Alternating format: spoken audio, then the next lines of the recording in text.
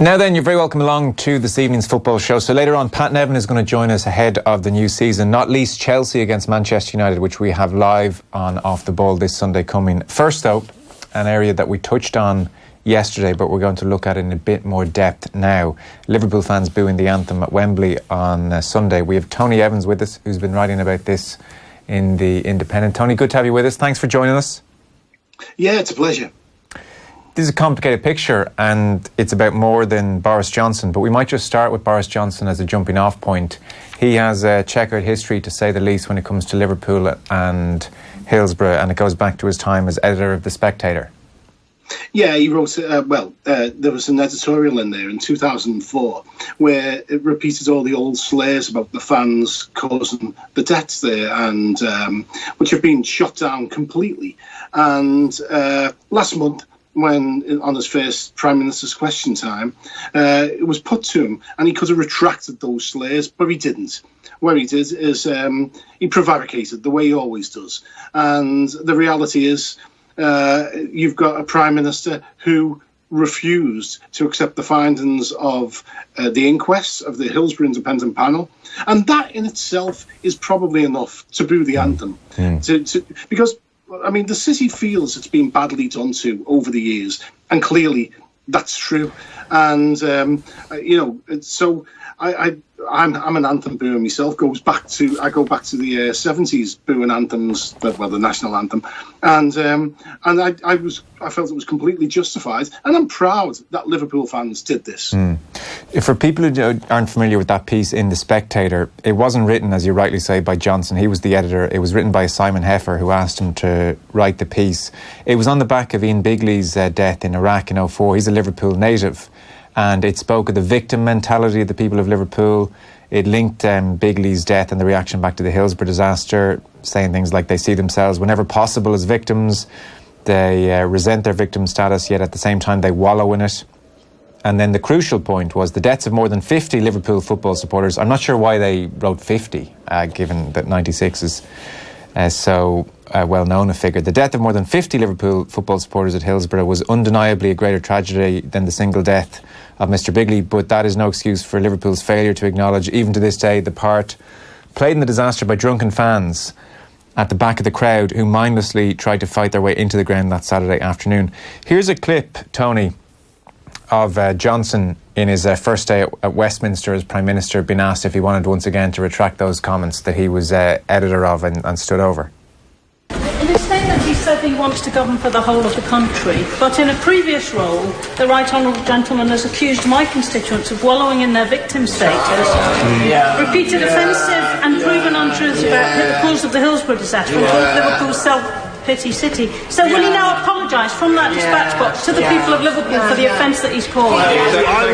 Mr Speaker, I ask the right honourable lady to look at my political record and look at what we've achieved, look at what I have done as a one-nation Conservative, as a lifting up, helping with policies that are uniformly delivering better outcomes for the poorest and neediest in society. And that is what I stand for, and that is what I believe in, and that is what this whole government is going to deliver. So there's Boris in full flow. Tony, is that the reason specifically that the anthem was booed on Sunday? I appreciate it's more complicated than that, and we'll get into that in just a second. But is that the more recent thing which has prompted it? Would it have happened if Johnson hadn't come to power? Oh yeah, Liverpool fans would have booed it anyway. We booed the national anthem in the cup final against Chelsea in 2012, which didn't get any coverage. No. Probably because we weren't in this toxic Brexit environment where English nationalism is growing and the fetishisation of the anthem, of the flag, of the armed forces is becoming more common, especially in football. It's so yeah, I mean, it would have got booed anyway. But, Boris Johnson doesn't help. And, you ask why. When the number 96 is so well known and they said over 50, it's because they're lazy and stupid. That's why they said over 50. They couldn't be bothered even doing the basic research. And so Simon Heffer has a long record of writing anti-Scouse stuff. You write in the London Independent then of Johnson that this is about much more than him, as you say. Even before the booing, many Liverpool's fans sang "God Save Our Team." as opposed to obviously Queen or King. They did it at the 1965 FA Cup final rather than Laud the Monarch, that you say. It's because of the peculiar nature of the place. You say the city is different. Many of its residents do not consider themselves English. There's a reason for that. Liverpool, a town of immigrants. It has Britain's oldest African and Chinese communities, and the port attracted people from across the globe. And then the most distinctive influence has been Irishness. The potato famine had a massive impact on Merseyside. So Liverpool as a city is different, Tony. Yeah, without a doubt. There are valid historical reasons for Scouse exceptionalism. And, I mean, the area I come from had an Irish nationalist MP until 1929, which, you know, when you think about that in the context of both British and Irish history, it's absolutely staggering. You know, so I grew up without any sense of being English. You know, in Liverpool, sectarianism is very it's very low key these days. It's almost died, but the lodge still march there. They still have all the same problems that you see in Northern Ireland and Glasgow to a lesser extent, but there is still large elements of sectarianism there. And so the Liverpool thinks of itself differently. It has different issues to the rest of England. It has different problems, and we've always. You go back and you look at the papers from the mid-19th century forward, and you see all the same tropes that are attached to the Irish, are attached to Scousers. It's very, you know, we even saw it last year coming up to the Champions League final. You know, Liverpool and the crowd, they're too emotional. And it's, you know, they're not rational thinkers like the English, they're not, you know, and the same things are attached to the Irish as well. And the roots of of Liverpool's outsider status is in Irishness. I haven't really put two and two together there. So when the fans are talked about as too emotional, you saw that as a trope. Yeah, without a doubt. As I say, you can see it. It's funny because when you look back at the papers and you look at the history of all the British press, you can hear Nigel Farage's voice back as far as the 1850s, you know, and earlier. So yeah, I mean, all these cliches are there, and the self-pity city is the classic one. You know, it's you know, it's their emotional wallowing in grief. And, you know, these things have hung around us, and they've also been applied to Irish people by the English over the years. Liverpool, I was reading, was a conservative stronghold, interestingly enough, from the mid-18th century up until the 1970s, which is quite late. The Conservatives dominated City Council, often held over half of Liverpool's parliamentary constituencies. It was only in 1955 that Labour achieved its first municipal majority in the city. In 1972, Conservatives lost control of the council for the final time. 1987, failed to return a single councillor.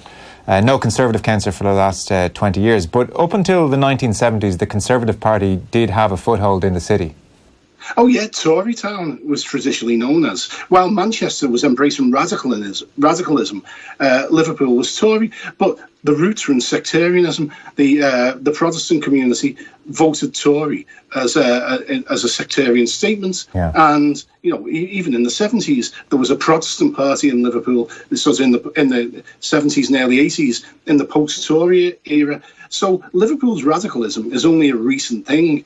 It was traditionally a very, very divided city, but the majority of people within the city were come from an Irish background and were not Tory, to say the least. Yeah.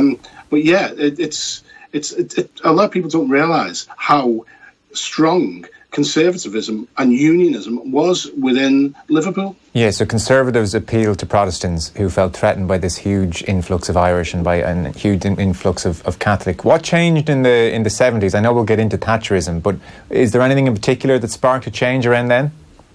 Well, I think what happened was the economic situation when sort of the port started to shrink and the emphasis moved from the Americas to Europe, and there wasn't, you know, the Protestant, sort of the Protestant working class community had, you know, sort of access to the jobs, and they lost it, and unemployment grew.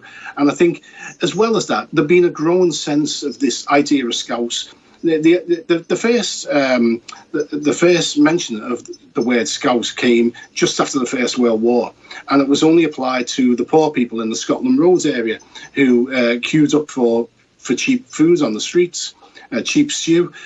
Somewhere in the 20s and 30s, it began to spread outside that area, and it was an anti-Irish slur originally, and people took it on as a point of pride. Sometime in the 20s and 30s, it began to spread outside the Scotland Roads area. In the 50s, it started to jump the religious divide, and then in the 60s, when the Beatles happened and Liverpool became one of the big cultural centres of the world, pop cultural centres, it began, the whole community on both sides began to embrace it. And that was around the time sectarianism started to drop off. And as I say, in the 70s, it was largely everyone was in the same boat. Employment was shrinking and the economy was struggling. So that by the mid-80s, sectarianism was almost, well, not quite dead, but on the way out. And now there's only a few die-hard Orange Lodges there, but not that many. Come around 1981, there's the Toxteth riots, which are kind of infamous. 9 consecutive nights of violence, 500 arrests, 470 injured. This being a part of inner city Liverpool. Like, I was reading contrasting things on that was black community versus police, and then in other parts that's about deprivation and highest unemployment rates in the country, and it was just a people rising up out of desperation. What's your memory of that period? Well, it's easy to turn it into a race riot, and that's what the discourse at the time was. What it neglects to mention is that there were riots in the North End as well. Toxteth in the South End, Liverpool 8. There were riots in the North End in Sir Thomas White Gardens, where there were no black people anywhere near that place. It's easy to make it about race when in fact it was about poverty. And the interesting thing again is you had the Brixton riots, and you had riots in the 80s across the country. Where was the only place to use tear gas against the crowd? Liverpool. Why? Well, because the outsider status, the place was considered more violent, traditionally more violent, more wilder than other cities, when in fact it wasn't. And it all comes down to the Celtic influence. And in 1989, the retiring chief constable of Liverpool said, they asked him what was the most difficult thing he'd had during his policing career. He said, policing the Celtic fringe. There was this preconception that somehow Liverpool was not like other places, so it was more dangerous, and that still exists now. On the back of those riots, there was cabinet discussion, obviously, about how to handle the situation, and there's an infamous letter written by Geoffrey Howe, dated 4th of September 1981, and he was asked to come up with how the Treasury should handle the problem of inner cities around the country. And he was saying we need to get to grips with the problem. This has big implications for urban policy. Should our aim be to stabilise the inner cities, or is this simply pumping water uphill? Should we go rather for, quote, managed decline?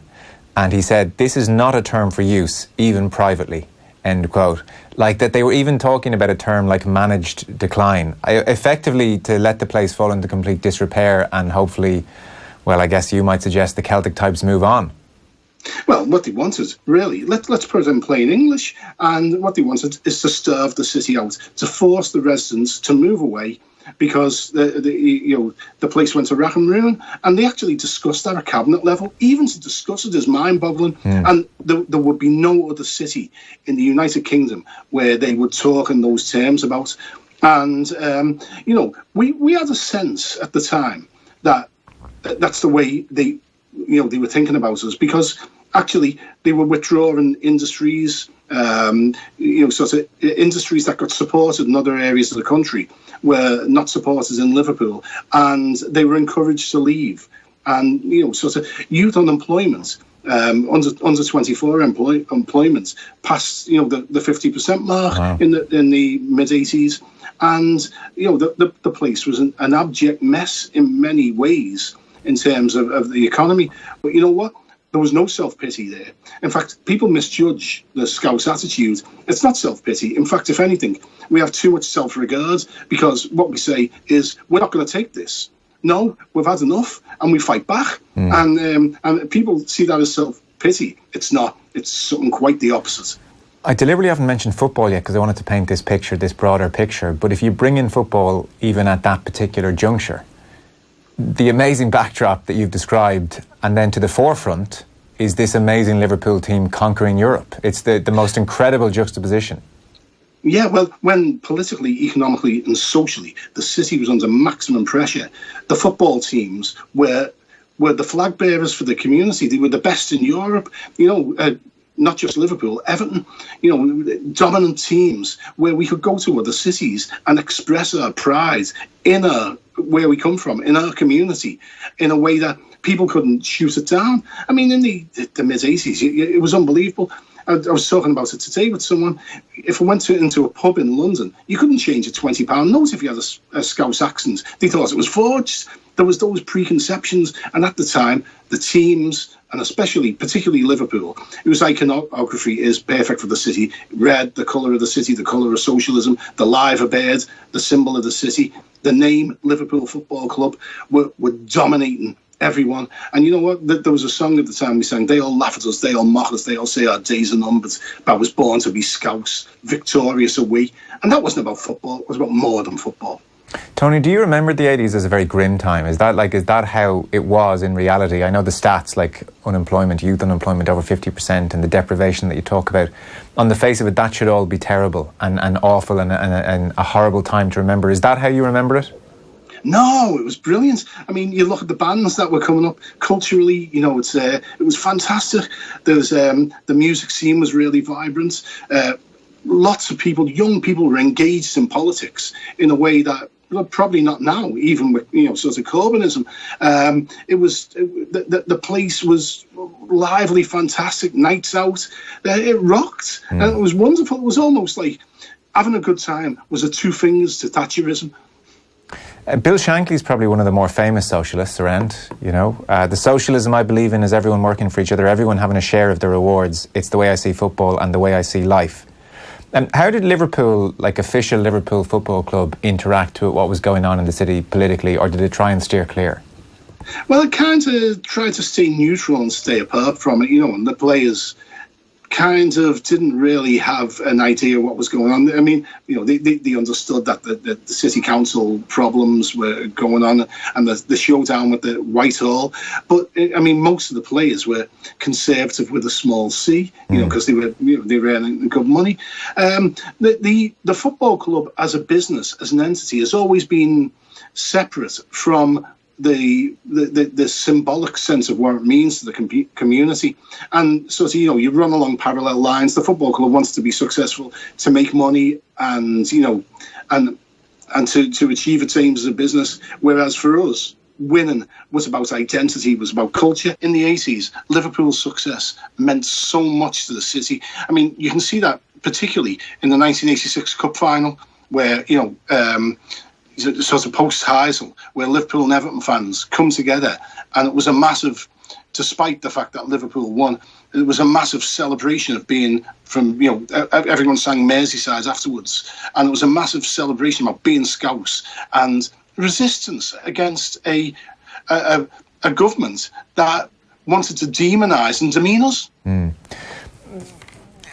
With all that then, it must have been, and I want to get your thoughts on this, very damaging to the relationship, the way the club behaved around the redevelopment of the stadium, or are reported to have behaved with regard to the houses around the statement. David Kahn, back in 2013 even was working on this. I think people are pretty familiar with this story, but in short, Liverpool started buying up houses around the ground in the mid-90s and left them empty. Houses on Loher Road, for instance.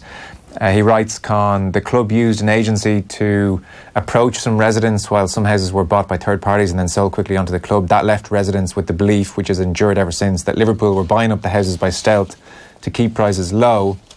And then residents believe Liverpool bought and left houses empty to deliberately blight the area, intending that it would prompt people to leave and drive house prices down.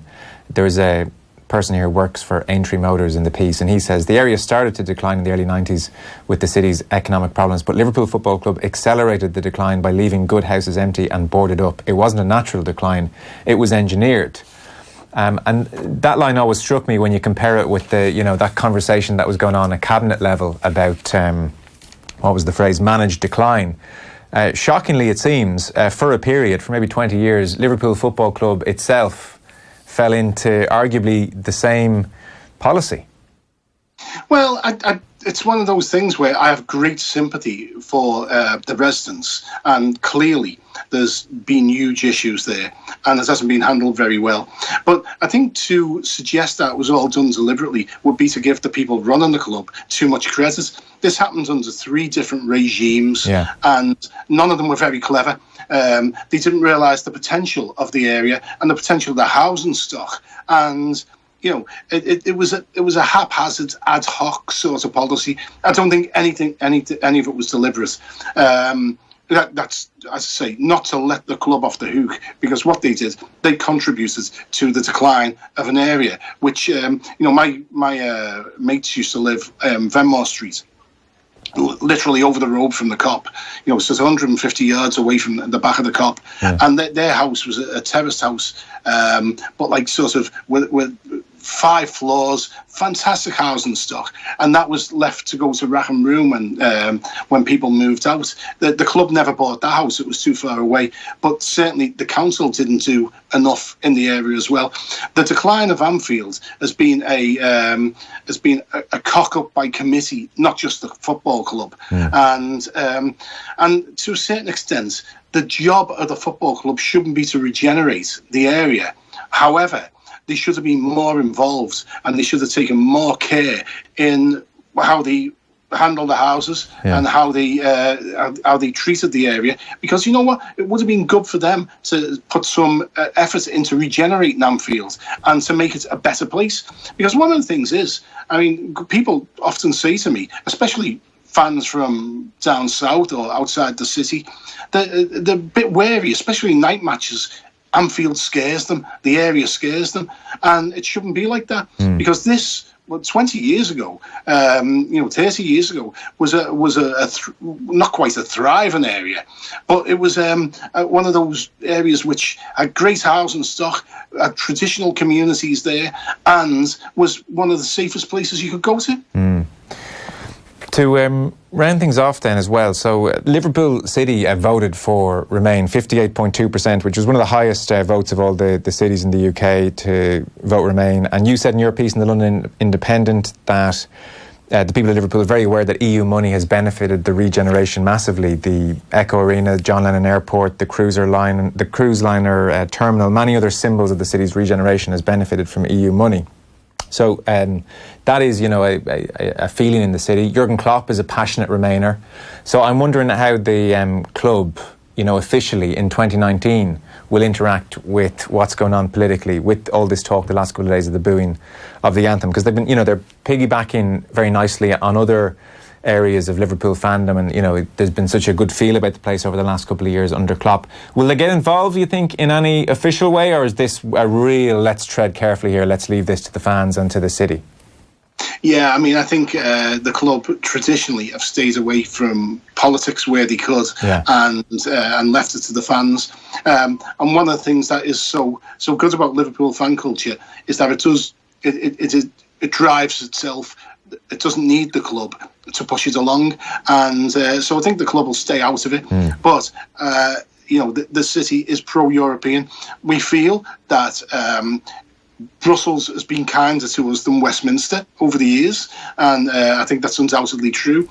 And the one thing is, we like being in Europe. We like winning in Europe 6 times. It's pretty good, and it's we'd like to remain and would like to win more. Tony, listen, fascinating getting your thoughts on all that. A very complicated picture, but an interesting one. Probably an interesting couple of months ahead as well with all this going on. So thanks so much. Appreciate it. A pleasure.